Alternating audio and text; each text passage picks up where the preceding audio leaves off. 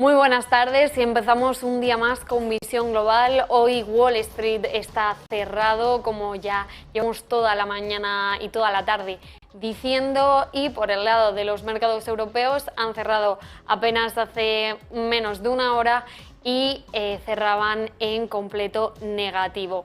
Pero las que no están cerradas son las bolsas en México y para ello vamos a hablar con José Ricardo Rangel, como cada tarde, para que nos cuente cómo está funcionando ahí la sesión. Muy buenas tardes, José Ricardo, ¿qué tal? Muy buenas tardes, María, amigos allá en España. Bueno, pues efectivamente aquí estamos rondando, sobre todo en el tipo de cambio muy, digamos, flat con respecto al día viernes, y esto es de que el tipo de cambio peso dólar se cotiza en 19 pesos con 95 centavos. Recordemos que el día viernes estábamos igual, forma más o menos dentro de la barrera de los 19.90, casi rozando los 20 pesos. Sin embargo, bueno, como tú has comentado, a raíz de que los mercados norteamericanos están cerrados, bueno, pues mantenemos esta tendencia flat. Por otra parte, comentarte que en nuestro índice de precios y cotizaciones, que engloba las 35 empresas con mayor bursatilización, está de igual forma en terrenos pues ligeramente positivos, ya rozando los 45.900 unidades. Sin embargo, bueno, con respecto al día viernes, esto es 0,06% en terrenos positivos, 0,06% únicamente. Y bueno, ¿quiénes son las empresas que están llevando al índice de precios y cotizaciones a terrenos positivos? Bueno, pues tenemos aquí, rápidamente les comparto la pantalla, Grupo Carso, con 2,09 a la alza. Recordemos que el Grupo Carso tuvo pues un rally alcista en los últimos meses. Sin embargo, bueno, pues este ya se ha erosionado. Aquí les comparto brevemente la gráfica, y bueno, pues aquí, como podemos ver, desde mayo pues tuvo este rally alcista, se mantuvo en esta tendencia hasta el mes de agosto, casi por ahí del 23, 24 de agosto, si lo podemos ver puntualmente aquí, 16 de agosto, perdón. Y bueno, de ahí pues ha venido en franca desaceleración. El día 1 de septiembre, bueno, pues tuvo ahí el ajuste ya por frecuencia relativa, podemos ver señales ya de sobrecompra.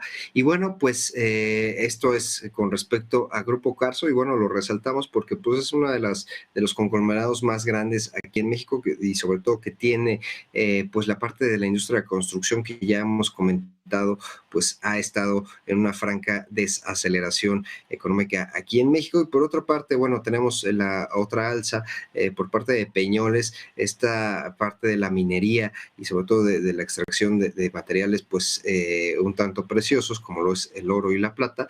Bueno, tiene esta alza del 1,8%. Grupo Aeroportuario del Pacífico, pasándonos otro sector aeronáutico, bueno, pues tiene 1,53 a la alza. Las principales bajas las tenemos en la parte de consumo, Genoma Lab, con toda esta parte de todo lo que es cuidado personal, aseo personal, jabones, etcétera.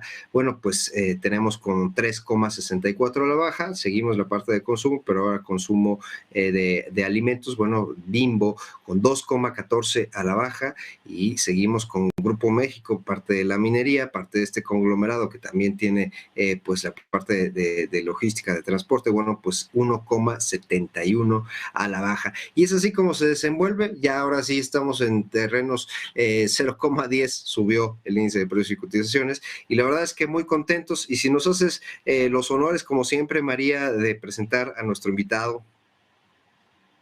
Pues Ricardo, bueno, hoy hemos visto cómo la bolsa de Santiago de Chile y bueno, también el cambio entre el peso chileno frente al dólar han abierto la sesión de este lunes con un impulso después de conocerse el no por parte de Chile a la propuesta de la nueva constitución que elaboraba el convenio constituyente. El IPSA, que es el principal índice bursátil de Chile, ha llegado a notarse una subida del 6,14% en los primeros compases de la jornada con respecto al cierre de la última sesión, aunque ha ido relajando ese rebote a lo largo largo de la jornada. Pero ahora, más allá de los mercados, vamos a poner el foco en ese rechazo de los chilenos a esta nueva Constitución. Para analizar la situación contamos con Rodrigo Águila, que es analista y representante de Rankia en Chile. Muy buenas tardes, Rodrigo. Bueno, buenos días allí, ¿qué tal? Muy buenas tardes ya acá, igualmente, muchas gracias por la invitación, muchas gracias a José Ricardo también y muchas gracias María. Y me gustaría preguntarte en primer lugar por el principio, ¿cómo se desenvolvió ayer esa votación de la Constitución en Chile? Bueno, la verdad que ha sido histórica, ha sido realmente una fiesta de la democracia. Se sabe a nivel mundial que Chile tiene un reconocimiento destacado por un tema de la agilidad en el proceso, se conocen muy rápido los resultados, incluso en 2 horas ya cerradas las mesas, ya se sabe con claridad quién es el ganador. En este caso el rechazo se impuso muy fuerte. También comentar que de este histórico proceso, no solamente por un tema de la discusión de un plebiscito de salida de una nueva propuesta constitucional, sino que también por un tema de votación. Tenemos la votación más alta de la historia, con 13 millones de votos, y en esa votación el rechazo, que sería como el no, ¿no? Realmente arrasó con la propuesta convencional, ganando en un 62% contra un 38%. Y dicho sea de paso, en esa distribución, la verdad es que solamente 8 comunas a nivel de todo Chile ganó el apruebo y más de 300 comunas ganó el rechazo. Y a nivel de regiones, que viene siendo como los estados en México, en todos los estados, por así decirlo, en todas las regiones, ganó el rechazo. Es decir, incluso ha sido tal la derrota para el gobierno, que obviamente apoyaba la propuesta constitucional, de que ni siquiera en la mesa donde votó el presidente Boric ayer ganó, ni siquiera en su barrio ganó, o sea, ni en su cuadra. Es la verdad que ha sido una derrota total para la propuesta convencional y ha sido una fiesta de la democracia por la transparencia y la agilidad con la cual se conocieron los resultados. Oye, Rodrigo, bueno, pues en primera también felicitarte porque entiendo que el día de hoy es tu cumpleaños, espero que te la estés pasando muy bien y bueno, pues con esta alza de casi 6% con respecto a todas las bolsas que están en terrenos negativos, ¿cuál es el mayor impacto que pudiera llegar a generar pues este rechazo, sobre todo en cuestión de políticas públicas, políticas más en concreto económicas?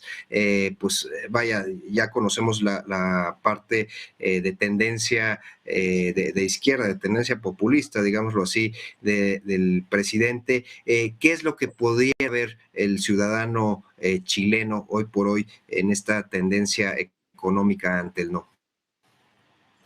Pues mira, qué interesante tema. Justamente se da en un contexto global de bolsas a la baja, y la bolsa chilena no solamente contrario en verde, sino que con un fuerte impulso, como mencionó María al principio de la nota, impulsándose en más de un 6% en la apertura. Eso significa de que la fuerza de la confianza en la economía chilena revive con este triunfo del rechazo, en un contexto donde veníamos, y de hecho venimos en una situación bastante complicada. Tenemos un alto niveles de inflación, ya arriba del 8,5% en el último registro de acuerdo con el Instituto Nacional de Estadística. El Banco Central ha venido haciendo lo posible, aumentando los tipos de interés, las tasas políticas monetarias que le llamamos nosotros, continuamente. Aún así todavía tenemos un gran compromiso para detener la inflación. El crecimiento del país también se ha visto mermado. De hecho, se espera que el próximo año tengamos un crecimiento del 0,0%, terminado de acuerdo a proyecciones del Fondo Monetario Internacional. Incluso recién para el 2014, recién retomando un crecimiento menor al 2%, el 2024, perdón, recién, menor al 2%. Entonces, la verdad es que las perspectivas han sido muy duras para este país en los últimos 2 a 3 años. La deuda pública también ha aumentado, hoy día estamos en el 37,5%, terminamos el año anterior con un poco más del 36%, habíamos terminado el primer semestre del año anterior con prácticamente un 35%, entonces vamos a ir aumentando desde el 2010 en adelante. De hecho, nosotros para 2009, como dato, teníamos un 5% de deuda pública, hoy día estamos en un 37,5%, es decir, en poco más de una década hemos aumentado en más de 30% la deuda pública, lo cual es muy malo, ¿no? Entonces, necesitamos que Chile se reactive, que retome el liderazgo en la región como lo ha hecho, y la verdad es que esto puede marcar un gran cambio de tendencia y así lo están reflejando los mercados. Oye, Rodrigo, el tema sobre todo muy importante, pues vaya que ha distinguido a Chile en estos últimos 2 años y a tendencia del COVID, que es, bueno, pues que el ciudadano promedio pueda acceder a su retiro, a su afore, como le llamamos aquí en México y allá en Chile.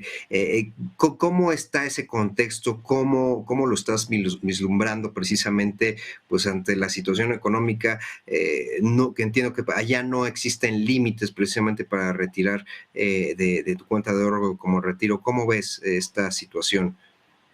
Bueno, el tema de los fondos de pensiones es bastante interesante porque justamente eso ha jugado en contra del gobierno actual.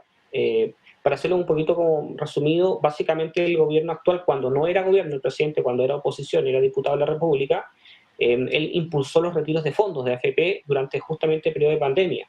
Pero desde que retomó el gobierno, cuando se impulsó un quinto retiro, este lo rechazó. Totalmente contrario al discurso que tuvo cuando era parlamentario, siendo oposición. Eso obviamente no ha caído bien en la gente porque hay como una inconsistencia, ¿no? Por otro lado, también los retiros de fondos que se hicieron durante pandemia han ido afectando, de hecho, días en la inflación que estamos pagando en el país. Y también estos retiros tienen directa relación con posibles análisis que se están haciendo respecto al por qué la gente votó en rechazo, que la verdad es que los factores son múltiples, pero uno de los factores es el tema de la reforma de pensiones, donde se buscaba en esta nueva propuesta constitucional un sistema básicamente solidario, donde funcionara como una especie de fondo común, donde todos depositaran, o más bien se les descontaran de su salario, su sueldo, ahí, pero no ser fondos individuales y por tanto no ser heredables. Los fondos actuales, los fondos de AFP, son individuales y son heredables. Es decir, por ejemplo, cuando un trabajador fallece antes de que sus fondos se ocuparan en total, los herederos legales pues se quedan con esos fondos. En cambio, la propuesta constitucional que se rechazó el día de ayer, pues no, porque simplemente son fondos comunes, por tanto no hay propiedad sobre los fondos. Y eso obviamente fue uno de los factores que a la gente no le gustó. Sin embargo, también, dicho sea de paso, siendo justos, el sistema actual de AFP no, digamos que no ha cumplido las expectativas en cuanto a los montos que se entregan finalmente en las pensiones. Hoy día todavía existe una gran controversia entre qué fondo o qué sistema más bien de pensiones se vaya a tomar para el futuro y va a ser materia de discusión, entre otros muchos puntos, de la próxima propuesta constitucional. Precisamente eso quería preguntarte, mi querido Rodrigo, ¿qué pudiéramos ver en los próximos meses de posibles cambios en sectores, en distintas cuestiones de la economía y también de la sociedad, pues vaya, con respecto a este rechazo del cambio constitucional? Bueno, la verdad es que en este momento todavía hay mucha celebración por parte del sector que apoyaba el rechazo.